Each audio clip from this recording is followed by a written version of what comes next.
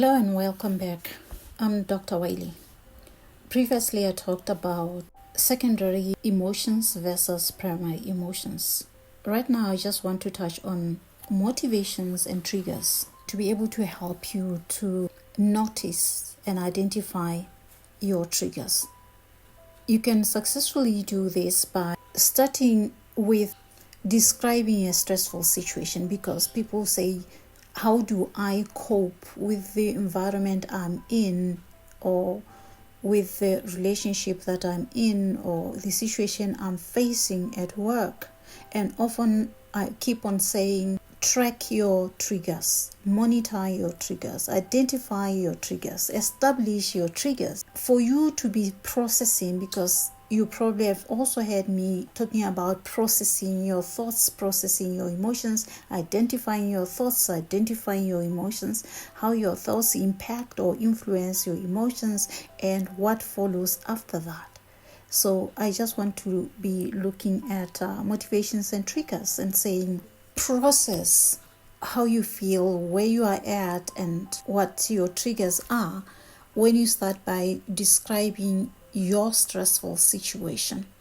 And it could be a situation from your past that you previously experienced, that every time when your mind goes back to it, you feel either sadness, frustration, anger, or whatever emotion that you may be feeling. Start by describing that stressful situation that may be in your past, in your present, that may just happened about a few minutes ago, or yesterday, or today.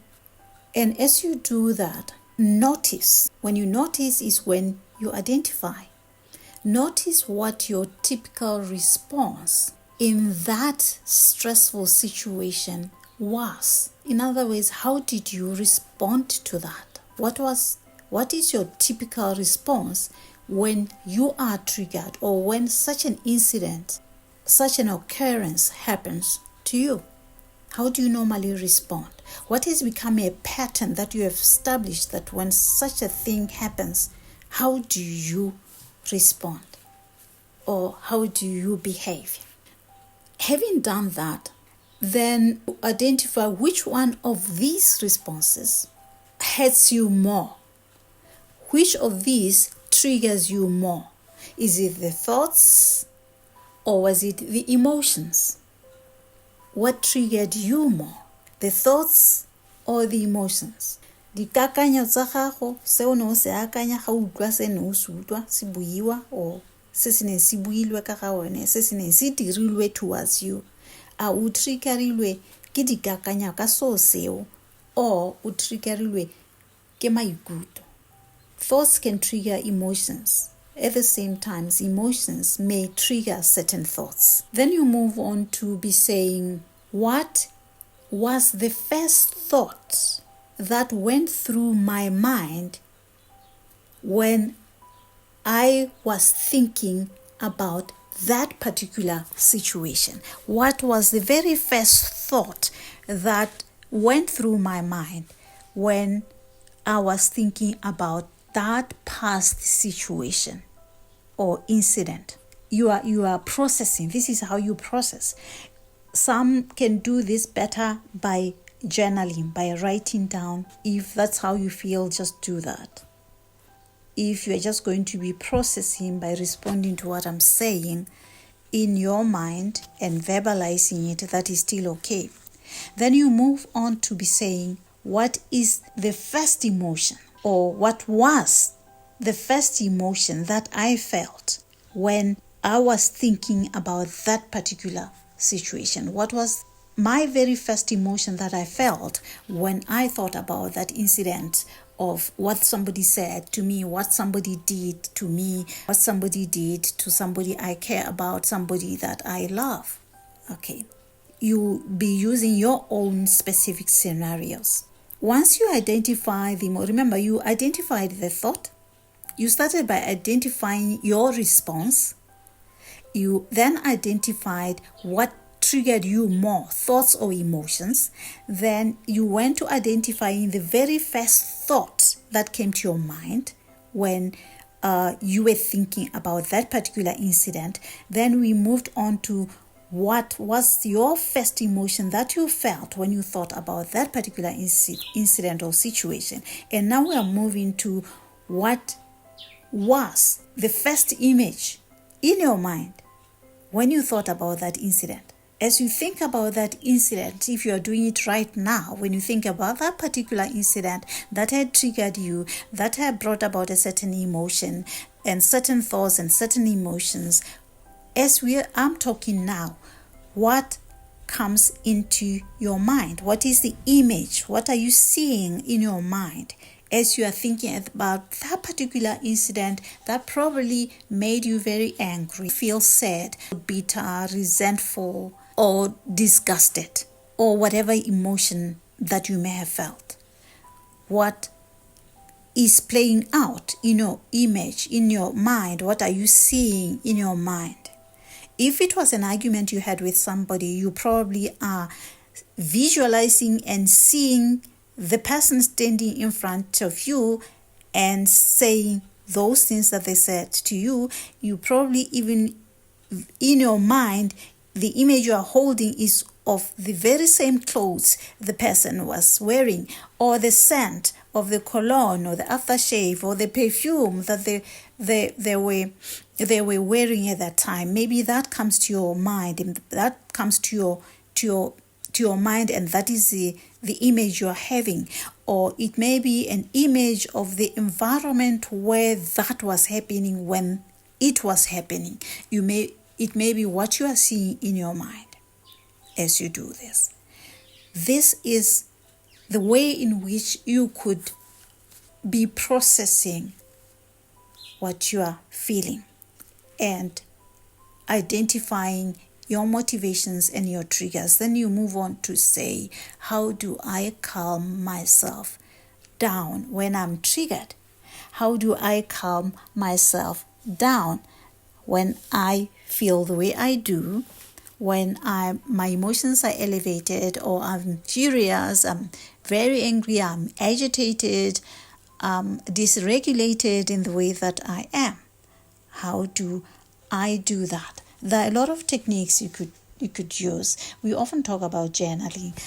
You probably have heard me talking about going for walks, going to the gym, as well as mindful meditation. But there's something that I want to share that I think some of you could try this, because it's going to help you to shift your focus from your feeling and help you to regulate you and bring calmness in you and let it melt. You could just, if you have a chocolate or a mint or any sweet or anything that easily just dissolves in your mouth, that's what we could use. But I prefer chocolate, maybe because I love chocolates.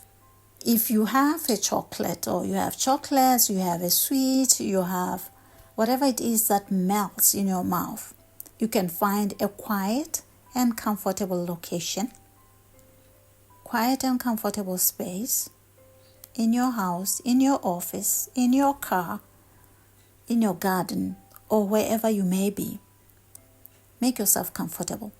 Start by then examining the environment that you are sitting at, identifying what you're seeing, the air you are breathing, how it smells. Then examine by looking at the chocolate. Start by looking at the chocolate or the mint or whatever that you have chosen to use.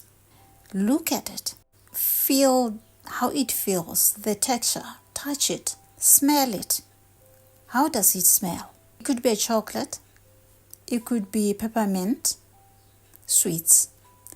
It could be ice, a cube of ice, or anything that just melts in your mouth.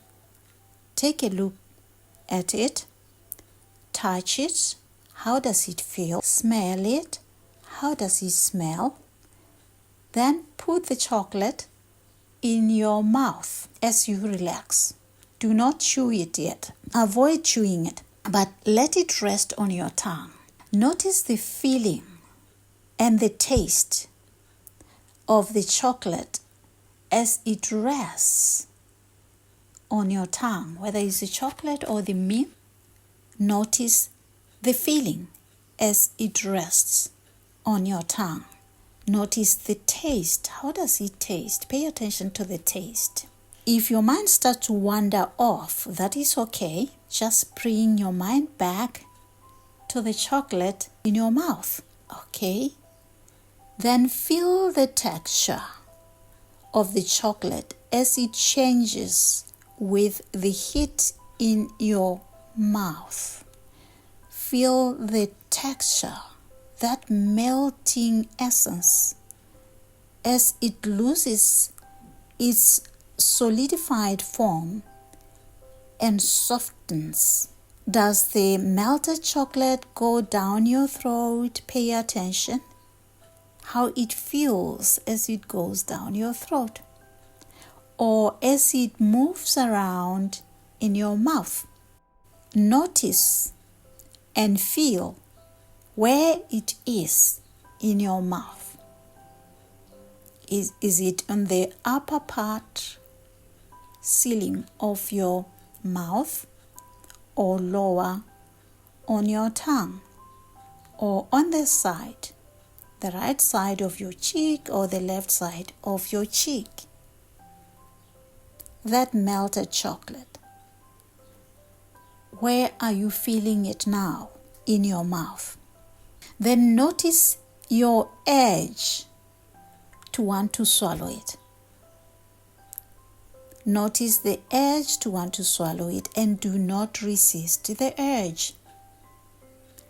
And just allow it to melt in your mouth and smoothly go down your throat. It has melted.